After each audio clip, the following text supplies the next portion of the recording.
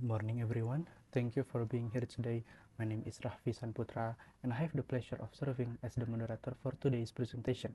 Today, Group 1 will delve into the topic of the fundamentals of communication and its importance in daily life.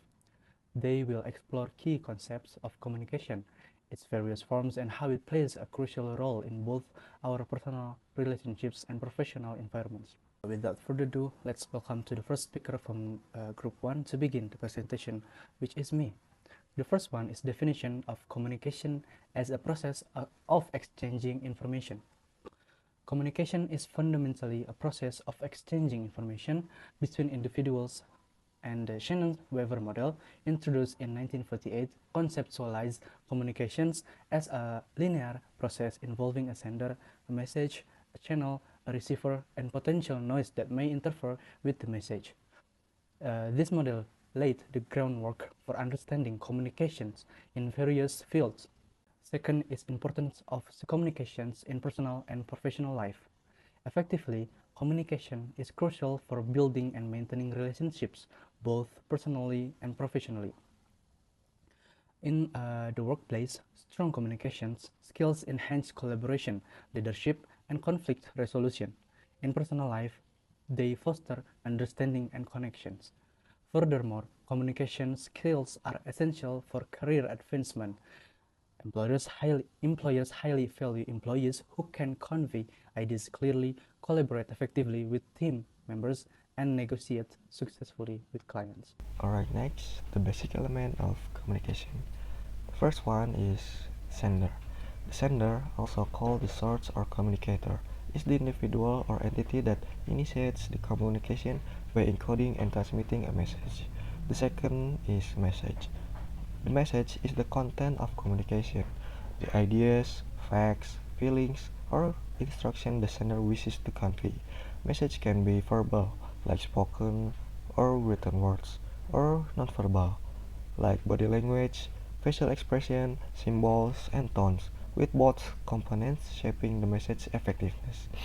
The third is channel. The channel is the medium or passage through which the message travels, ranging from face-to-face conversation and telephone calls to email, social media, and broadcast media. Selecting an appropriate channel is crucial since each medium varies in speed, reach, intimacy, and potential for distortion. And the fourth is receiver. The receiver is the individual or audience who receives the message and decodes or interprets its meaning. Effective communication requires the receiver to accurately interpret the encoded message and often provide feedback to confirm understanding. The fifth is feedback. Feedback is the verbal or nonverbal response sent by the receiver back to the sender, indicating whether the message was understood as intended. By closing the communication loop, feedback allows the sender to adjust future message, resolve misunderstanding, and reinforce effective communication patterns. And the last or the sixth is noise. Noise, also known as interference, encompasses any physical, physiological, semantic, or technical barrier that distorts or disrupts the transmission or interpretation of a message. Common examples include background sound, emotional bias, language difference, and signal failures, all of which can impede message clarity if not managed. Next, this is type of communication. Communication is the process of exchanging information, ideas, feeling, or message between individual or group. There are several types of communication, each playing a crucial role in how we interact with others. First is verbal communication. Verbal communication uses spoken or written words to convey message. It includes face-to-face conversation, phone calls, video conference, speeches, email, text message, and report. Verbal communication focuses on language, tone, and choice of words to ensure clarity and understanding. For example, a manager giving instructions during a meeting or sending an official email to employees. Second is nonverbal communication. Nonverbal communication involves transmitting message without using words. It includes body language, facial expression, gesture, eye contact, and tone of voice. For example, nodding to show agreement, smiling to express friendliness, or using a firm tone to show seriousness. And last is visual communication. Visual communication uses image, chart, graphs, symbol, and design element to present information. Visual can make message easier to understand, more attractive, and memorable. For example, a pie chart showing company revenue growth, infographic in a presentation, or using traffic sign for route instruction. Next, this is the process of effective communication. Effective communication means making sure the message is clearly understood by the listener. Three important keys to achieve this are clarity, empathy, and active listening. First, clarity. Clarity is message must be simple, direct, and easy to understand to avoid confusions. For example, giving step-by-step instruction clearly to a team during a project. And empathy is understanding and considering the emotion of other help to build trust and better relationship. For example, listening to a friend problem and showing understand through supportive word. And last is active listening. Active listening is paying full attention when someone speaks and showing engagement. For example, nodding, maintaining eye contact, and asking questions to show interest. Next, let's talk about something crucial, barriers to communication. Even though communication is a natural process, there are often obstacles that prevent message from being delivered effectively. The first is physical noise, things like background sounds, poor signals, or an uncomfortable environment. For example, when you're trying to have a conversation in a crowded place, it's hard to catch what the other person is saying. Second, we have language differences. Sometimes we use slang or technical terms that others don't understand. This creates confusion and misinterpretation of the message. Third is prejudice and stereotypes. This happens when we judge someone based on their background or appearance before actually listening to what they have to say. As a result, we might ignore their message completely. Another common barrier is emotion. When we're angry, sad, or overly excited, our emotion can distort the way we express ourselves and the way we interpret others. Lastly, lack of focus or attention. In today's digital world, we're often distracted by notification or multitasking. This weakens our ability to truly listen and understand. Now, let's move on to how communication plays a vital role in different areas of our lives. First, in the workplace. Good communication enhances teamwork. For instance, in a group project, without clear communication, tasks can get mixed up and mistakes may happen. Effective communication supports better leadership and higher productivity. Second, in our personal relationship.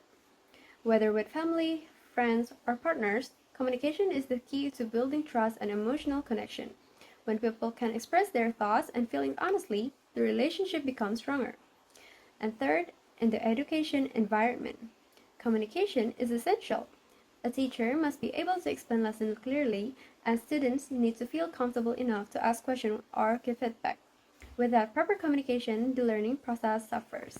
Next is how to improve communication skills. Communication is one of the most essential skills we need in everyday life. Whether we are working in a team, making new friends, or even presenting ideas, effective communication can determine how successful we are in getting our message across. However, good communication doesn't happen automatically. It is a skill that we can always learn and improve over time. First, one of the most essential steps to becoming a better communicator is practice active listening. Communication is not just about talking, it is about listening and doing it actively.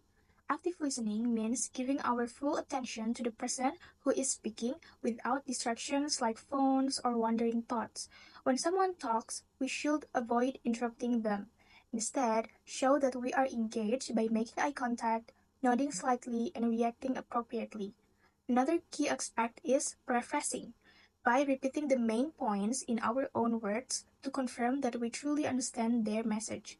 When we truly listen, we make the other person feel heard and respected, which is the foundation of good communication.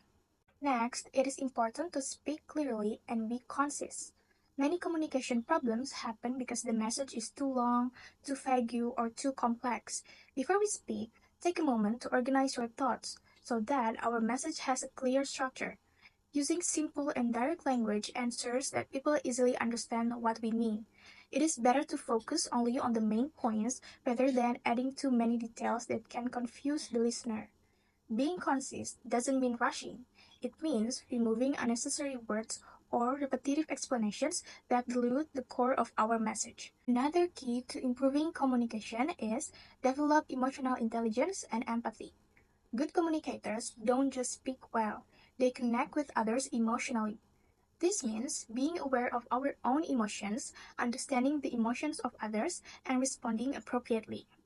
One way to do this is by listening without judgment, allowing the other person to express themselves freely. Empathy is about trying to see the situation from the other person's perspective, even if we don't agree. We can validate their feelings by acknowledging their emotions without immediately offering solutions or criticism. Responding with kindness and patience creates a safe space for open dialogue and strengthens the relationship between both parties. Next, improve your nonverbal communication also plays a big role. Communication is not just about what we say, it is also about how we say it, including through our body language.